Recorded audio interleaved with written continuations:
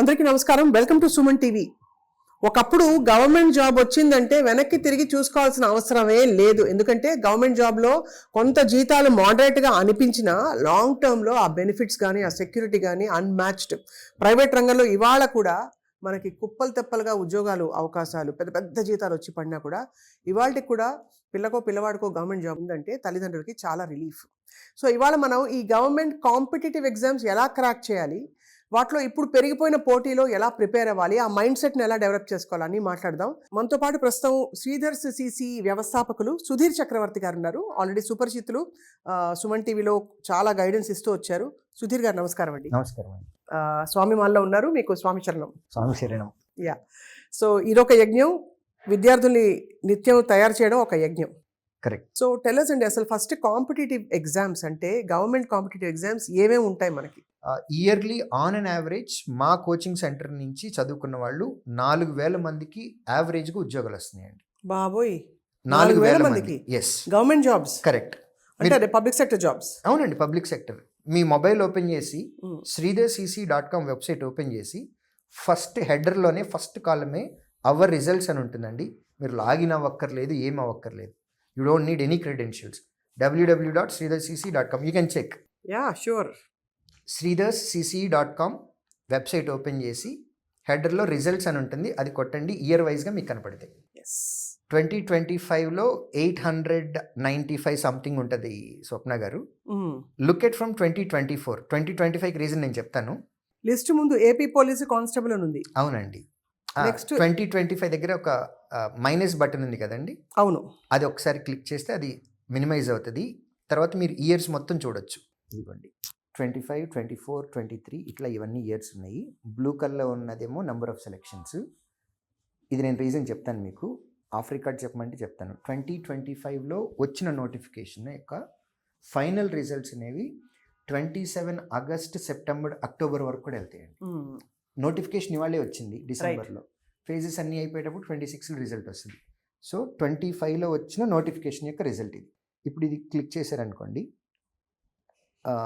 IBPS clerk exam date 732 list click చేస్తే అందరి details వచ్చేస్తాయి. ఎక్సలెంట్. అంటే మీరు దాదాపు you have mastered this completely. అంటే 20 ఏళ్ల నుంచి మీరు చాలా మంచి ఒక సంకల్పంతో ఇందులోకి వచ్చారు. బికాజ్ నేను విన్నది మీరు చాలా స్టేబుల్ జాబ్లో ఉన్నప్పుడు అది కాదు, ఇదే మీ కాలింగ్ అని వచ్చేసారు ఇందులోకి, టీచింగ్లోకి, మెంటరింగ్ అండ్ టీచింగ్. ఇది ఇన్స్టిట్యూషన్ ఏజ్ అయితేనే 35 years అండి. అవును, 1995. I join this organization 20 years back. So అయితే మరి ఓకే, సో ఇప్పుడు మీ మెథడాలజీ అర్థమైంది. ఎంతకాలం పాటు వాళ్ళకు జాబ్ వచ్చే వరకు అనేది ఒక కొండ గుర్తు, వాళ్ళు ఎంతకాలం మీతో ట్రావెల్ అవుతారని. But actually me course module ఎంత డ్యూరేషన్ ఉంటుంది? కోర్సు ఒక సింగిల్ కోర్స్ కంప్లీట్ చేయడానికి 4.5 months టైం పడుతుందండి. కాంబో కోర్సెస్ ఉంటాయి. అంటే బ్యాంకింగ్ నేర్చుకున్నట్లయితే కనుక ఇన్సూరెన్స్ ఎగ్జామ్కి మళ్ళీ సపరేట్ కోచింగ్ అక్కర్లా. మార్కెట్లో ఎలా ఉంటుంది అని అంటే ఎస్బీఐ క్లర్క్కి ఒక్కొక్కసారి కోచింగ్ తీసుకుంటారు, మళ్ళీ ఎస్బీఐ పిఓకి ఇంకొకసారి కోచింగ్ తీసుకుంటారు, ఐబీపీఎస్ క్లర్క్ ఒకసారి కోచింగ్, పిఓకి ఒకసారి కోచింగ్. అసలు ఇన్ని కోచింగ్లు అక్కర్లేదు. కోచింగ్ ఒక్కసారి తీసుకొని సబ్జెక్ట్ని మాస్టర్ చేసి ఆ తర్వాత టెస్ట్ సిరీస్లు రాయాలి. అది నంబర్ ఆఫ్ టెస్ట్ సిరీస్లు రాయాలి. సో బ్యాంకింగ్ కోచింగ్ తీసుకున్నాం అనుకోండి, ఇన్సూరెన్స్ ఎగ్జామ్స్ ఈజీగా రాసేయచ్చు. ఇన్సూరెన్స్లో 15 నోటిఫికేషన్లు ఉంటాయి సంవత్సరానికి. Next staff selection commission coaching తీసుకున్నామని అనుకోండి, ఈ ఎస్ఎస్సి సిలబస్లో నుంచి ఇంగ్లీష్ తీసేస్తే రైల్వే కోచింగ్, రైల్వేకి సపరేట్ కోచింగ్ అక్కర్లేదు, ఎస్ఎస్సికి సపరేట్ కోచింగ్ అక్కర్లేదు, సేమ్ కోచింగ్. సబ్జెక్ట్ మాస్టర్ చేసి తర్వాత మాక్ టెస్ట్లు ఎక్కువ రాయాలి. అది సో ఇట్లా కాంబో కోర్స్ అని అనుకోండి 8 months టైం పడుతుందండి. అది బట్ వన్స్ కోచింగ్కి జాయిన్ అయిన తర్వాత నో హిడెన్ ఛార్జెస్. అది దానికి ఇంత దీనికి ఇంత అని ఎక్స్ట్రా ఏమీ తీసుకోము. ఒకసారి ఫీజు కడితే జాబ్ వచ్చేంత వరకు మా దగ్గర ఉండేటటువంటి ఆల్ సర్వీసెస్ యూజ్ చేసుకోవచ్చు. మా స్లోగన్ కూడా శ్రీధర్ సిసి యొక్క స్లోగన్గా ఏంటి అని అంటే, విద్యార్థిగా రండి, ఉద్యోగిగా వెళ్ళండి. అబ్బా, చాలా బాగుంది. విద్యార్థిగా రండి, ఉద్యోగిగా వెళ్ళండి. ఫుల్ క్లారిటీతో చెప్పారు. యా. అది అంటే వాళ్ళకి జాబ్ వచ్చే వరకు ఇంకా ఆల్రెడీ బేస్ ఫౌండేషన్ ఉంటుంది కాబట్టి వాళ్ళు దాన్ని కొంచెం ఫైన్ ట్యూన్ చేసుకోవడమే మీతో కలిసి జర్నీ అవుతూ. అవునండి. అండ్ మీ ఫ్యాకల్టీ ఎంతమంది ఉంటారండి? Sridhar CC all branches put together డెఫినెట్గా 150 మెంబర్స్ ఉంటారండి. బాబోయ్! నేను ఎప్పుడు క్యాలిక్యులేట్ చేయలేదు because I take care of only 2 to 3 branches. But all together మొత్తం క్యాలిక్యులేట్ చేస్తే డెఫినెట్గా ఓన్లీ ఫ్యాకల్టీ వరకు 150 టచ్ అవుతుంది నెంబర్. చాలా చాలా అంటే హ్యూజ్ సక్సెస్ రోడ్ ఇది. అంటే మీకు ఎందుకంటే మీరు ఎంతమంది మీ నుంచి బెనిఫిట్ పొందకపోతే మీరు ఇంత నిలదొక్కుకోవడమే కాకుండా ఇవాళ గవర్నమెంట్ కాంపిటేటివ్ ఎగ్జామ్స్కి ఒక కేర్ ఆఫ్ అడ్రస్గా మారారు. అంటే మాకు కూడా బయటికి ఎక్కడికైనా వెళ్ళినప్పుడు not only AP and Telangana but చుట్టుపక్కల రాష్ట్రాలకు కూడా వెళ్ళినప్పుడు అక్కడ మా ప్రీవియస్ స్టూడెంట్స్ ఆల్రెడీ అక్కడ జాబులు చేసేవాళ్ళు ఇవి సడన్గా వచ్చి కాళ్ళకి నమస్కారాలు పెట్టడము అంటే మన తెలుగు కల్చర్లో లేదండి. బట్ బయట కల్చర్లో గురువుకి వెళ్ళగానే కాళ్ళకి నమస్కారం పెట్టేస్తారు. అవునవును. సో ఇవి ఎక్స్పీరియన్స్ అవుతూ ఉంటాము. So we feel definitely happy. అంటే సంవత్సరానికి సుమారుగా 4,000 మందికి ఉద్యోగాలు వస్తున్నాయి అని అంటే నేను పర్సనల్గా ఫీల్ అయ్యేది ఎలా అంటే which is equal to 4 major గ్రామ పంచాయతీస్. 4,000 ఓట్లు ఉంటే అది మేజర్ గ్రామ పంచాయతీ అని అంటాం. ఇంటికి 4 చొప్పున అంటే 1000 ఇళ్ళు ఉంటే ఒక మేజర్ గ్రామ పంచాయతీ. సో 4 గ్రామ పంచాయతీలు అంటే 4,000 ఇళ్ళు, 4,000 ఉద్యోగాలు. So every year Sridhar CC తరపు నుంచి 4,000 మందికి అని అంటే which is equal to 4 major గ్రామ పంచాయతీస్ లాగా ఫీల్ అవుతాము. మీరు ఏపీ, తెలంగాణ, కర్ణాటక ఈ 3 స్టేట్స్లో any public sector bank, any public sector insurance కంపెనీకి, any branch, any place across these 3 states మీరు వెళ్ళి ఎవరైనా శ్రీధర్ సిసి పిల్లలు ఉన్నారా అని అంటే కనీసం ఒక్క చెయ్యన్న లభిస్తుంది. కొన్ని డీసీసీబీలు ఉన్నాయండి, ఎంటైర్ 100% మొత్తం బ్రాంచ్లో పనిచేసే వాళ్ళు మొత్తం శ్రీధర్ సిసి పిల్లలు.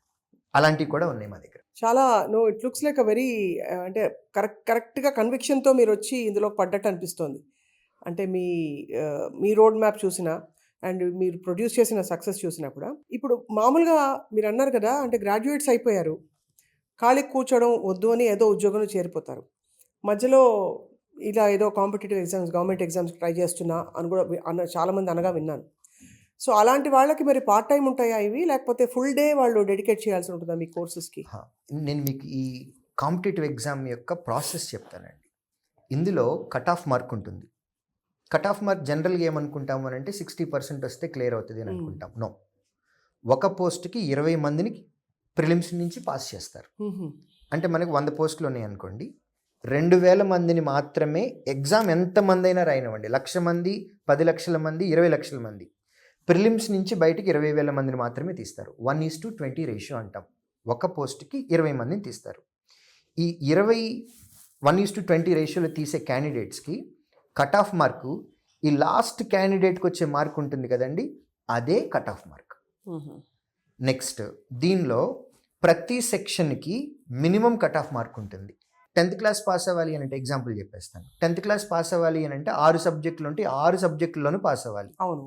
5 సబ్జెక్టులో 100% వచ్చేసింది. 6th సబ్జెక్ట్లో అవుట్ ఆఫ్ 100 10 మార్క్సే వచ్చాయి. ఓవరాల్గా 510 మంచి మార్కులే వచ్చినాయి 600కి. బట్ 6th సబ్జెక్ట్లో మీకు 10 మార్క్సే వచ్చినాయి, యు ఆర్ ఫెయిల్. అంతే కదా. సో మన కాంపిటేటివ్ ఎగ్జామ్లో కూడా మనకి ఎన్ని సెక్షన్స్ ఉంటే అన్ని సెక్షన్, ప్రతి సెక్షన్కి సెక్షనల్ కట్ ఆఫ్ ఉంటుంది. At the same time overall cut off కూడా ఉంటుంది. ఎవరైతే సెక్షనల్ కట్ ఆఫ్లతో పాటుగా ఓవరాల్ కట్ ఆఫ్ని క్లియర్ చేస్తారో వాళ్ళే ప్రతి ఫేజ్ దాటుకుంటూ ముందుకు వెళ్తారు.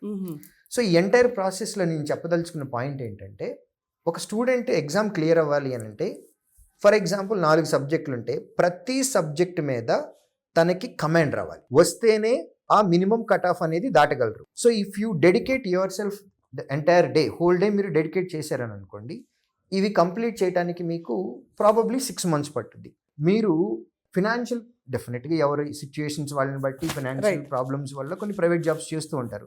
మీరు డైలీ హాఫ్ ఎ డేనే స్పెండ్ చేశారని అనుకోండి, ఇది ఈ 4 సబ్జెక్ట్స్ సిలబస్ కంప్లీట్ చేయడానికి మీకు 12 months పట్టుద్ది.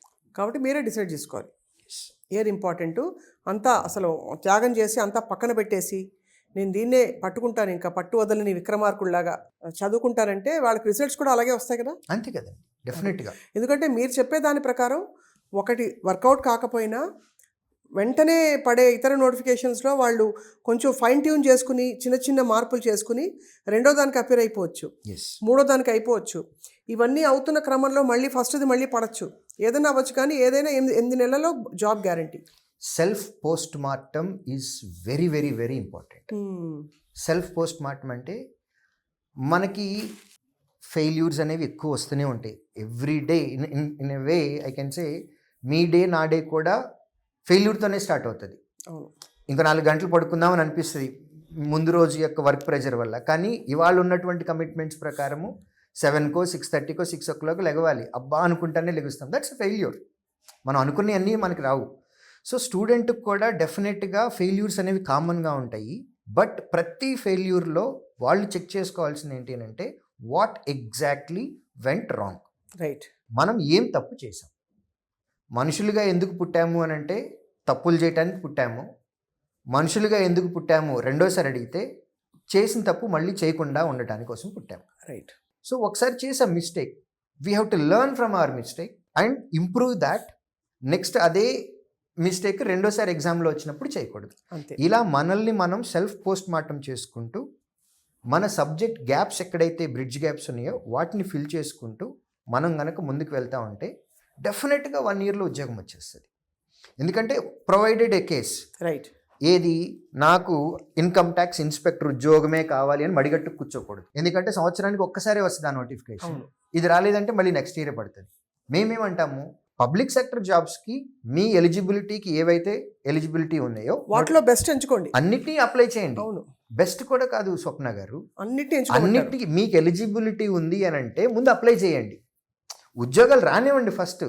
ఉద్యోగం వచ్చిన తర్వాత జాయిన్ అవ్వటమా లేదా అనేది సెకండరీ, ఆ తర్వాత మాట్లాడుకుందాం. ఇప్పుడు ఉద్యోగం వచ్చింది, ఎస్బీఐలో క్లర్క్ వచ్చింది, లేకపోతే ట్యాక్స్ అసిస్టెంట్, ఇన్కమ్ ట్యాక్స్ డిపార్ట్మెంట్లో ట్యాక్స్ అసిస్టెంట్ వచ్చింది ఉద్యోగము. మనం వెళ్ళి జాయిన్ అవ్వకపోతే వాళ్ళు మనల్ని ఏమైనా అరెస్ట్ చేసి లోపల వేస్తారా? లేదు కదా. అంతే కదా. జాయిన్ అవ్వటం అవ్వకపోవటం మన ఇష్టం. ఫస్ట్ మీరు జాబ్కి అప్లై చేయండి, ముందు తెచ్చుకోండి. చిన్న జాబో పెద్ద జాబో ఏదో ఒకటి, ముందు ఒక జాబ్ వచ్చింది అనుకోండి. సెకండ్ టైం జాబ్ వచ్చిన తర్వాత మనం రాయబోయే ఎగ్జామ్ ఉంటుంది చూడండి, అది విపరీతమైన సెల్ఫ్ కాన్ఫిడెన్స్తో రాసేస్తాం. ఏ ఉద్యోగం లేకుండా ఎగ్జామ్ రాస్తుంటే చెయ్యి వణుకుతూ ఉంటుంది టెన్షన్ వల్ల. ఒక జాబ్ ఆల్రెడీ తెచ్చుకుంటే, నాకు ఆల్రెడీ ఒక జాబ్ ఉంది, I'm a proved candidate, I have a strategy which is working out for me, that's the reason I got job, now I'm going to right another exam. ఈ positivity తోటి రాస్తారు. చిన్న ఉద్యోగమా పెద్ద ఉద్యోగం పక్కన పెట్టేసేసి అన్నిటికీ అప్లై చేయటం. ఉద్యోగం వచ్చిన తర్వాత 2, 3, 4, 5 ఉద్యోగాలు వస్తాయి. ఈ 5లో ఎలిమినేషన్ చేసుకుంటూ మనకు కావాల్సిన ఉద్యోగం జాయిన్ అవ్వాలి. ఇది మా పాలసీ. ఆ ప్రాక్టికల్ అప్రోచ్ ఉండాలి, ఆ సెల్ఫ్ ఆనెస్టీ ఉండాలి, అండ్ వాటి అన్నిటితో పాటు ఒక డెడికేషన్తో పాటు గోల్ ఉండాలి. సో అప్పుడు మీ దగ్గరకు వచ్చిన మీరిచ్చిన గైడెన్స్ వాళ్ళకి పండి ఉపయోగపడి చక్కగా సెటిల్ అయిపోతారు. By the time they are in their 20s. ఇంకా ఒక గవర్నమెంట్ జాబ్లో ఉండడం అంటే ఇంకా అక్కడి నుంచి వాళ్ళ ఎదుగుదల కావచ్చు, they can do so many things, అంటే in a secure environment. So finally ఇప్పుడు గ్రాడ్యుయేట్ అవుతున్న వాళ్ళకి, లేదు ఇప్పుడు ఈ గవర్నమెంట్ జాబ్స్కి ఒక ట్రయల్ ఇద్దాం అనుకుంటున్న వాళ్ళకి మీ మెసేజ్ ఏంటి సుధీర్ గారు? గవర్నమెంట్ జాబ్స్ అనగానే జనరల్గా ఫస్ట్ కావాల్సింది పేషెన్స్. ప్రిలిమ్స్ అవ్వాలి, మెయిన్స్ అవ్వాలి, ఇంటర్వ్యూ అవ్వాలి, ప్రాసెస్ అంతా అవ్వటానికి 9 months నుంచి 11 months టైం పడుతుంది. ఓపిక ఉండాలి. ఈ పేషెన్స్ ఉన్నట్లయితే డెఫినెట్గా గవర్నమెంట్ సెక్టర్లో హ్యాపీగా ఉండొచ్చండి. ప్రైవేట్ జాబ్స్లో బాగా ఎక్కువ శాలరీ వస్తుంది ప్రైవేట్ ఇండస్ట్రీలో అని అనుకుంటారు, which is very wrong. I can tell you, BTech candidate campus ప్లేస్మెంట్స్లో మీరు ఆన్ అన్ యావరేజ్ శాలరీ తీసుకోండి 3 lakhs అని చెప్తారు.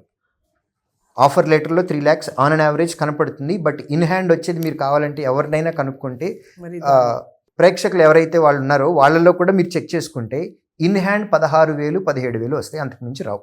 మిగిలినన్ని కటింగ్లు ఉంటాయి, టీడీఎస్ అని లేకపోతే అలయన్సెస్, అన్ని కటింగ్లు అయిపోయి చిన్న నెంబర్ వస్తుంది. చూపించడానికి పెద్ద నెంబర్ చూపిస్తాం. గవర్నమెంట్ జాబ్ పబ్లిక్ సెక్టర్లో చూపించడానికి చిన్న నెంబర్ చూపిస్తారు, గ్రేడ్ పే చూపిస్తారు. మీకు ఐడియా ఉంటుంది. గ్రేడ్ పేకి ప్లస్ బేసిక్ పే యాడ్ చేయాలి, అలయన్సెస్ యాడ్ చేయాలి, ట్రావెల్ అలయన్సెస్, మెడికల్ అన్నీ యాడ్ చేసుకుంటూ పెద్ద నెంబర్ చూపిస్తారు. ప్రైవేట్లోనేమో పెద్దది చూపించి మైనస్లు చేసుకుంటూ చిన్నది వస్తుంది. గవర్నమెంట్ జాబ్లో చిన్న నెంబర్ చూపించి దాని అన్నిటికీ అలవెన్స్లు యాడ్ చేసి పెద్ద నెంబర్ వస్తుంది. క్లరికల్ పోస్ట్కి believe me or not, SBI clerk ఉద్యోగం చేస్తున్నటువంటి వాళ్ళకి 45,000 నుంచి 50,000 శాలరీ వస్తుంది. క్లోజ్ టు 50,000 అంటే సంవత్సరానికి 6 లక్షల రూపాయలు క్లర్క్ జాబ్కి. సో అంతే కదా. వండర్ఫుల్ లైఫ్ ఉంటుంది. ఎట్ ది సేమ్ టైం వాళ్ళకు ఉండేటటువంటి బెనిఫిట్స్ కూడా బ్రహ్మాండమైన బెనిఫిట్స్ ఉంటాయి. కాబట్టి ఆపర్చునిటీస్ లేవు అని కాదు, ఆపర్చునిటీస్ బ్రహ్మాండంగా ఉన్నాయి. ఓన్లీ థింగ్ మన ప్రేక్షకులకి గ్రాడ్యుయేట్స్కి ఆపర్చునిటీస్ ఏమున్నాయి అనేది తెలియడం లేదు. ప్లస్ తెలిసిన వాళ్ళు కూడా నోటిఫికేషన్ వచ్చిన వెంటనే ఫస్ట్ కళ్ళు వేకెన్సీస్ ఎన్ని ఉన్నాయని వెళ్తారు. 10 వేకెన్సీలు ఉన్నాయా, లో ఫీల్ అయిపోతారు. 2,000 వేకెన్సీలు ఉన్నాయా, హ్యాపీగా ఫీల్ అవుతారు. యాజ్ అండ్ టీచర్గా నేనేం చెప్తాను అంటే, మీకు ఎన్ని కావాలి, ఒక్క పోస్ట్ ఉంటేనే కదా నోటిఫికేషన్ వచ్చేది.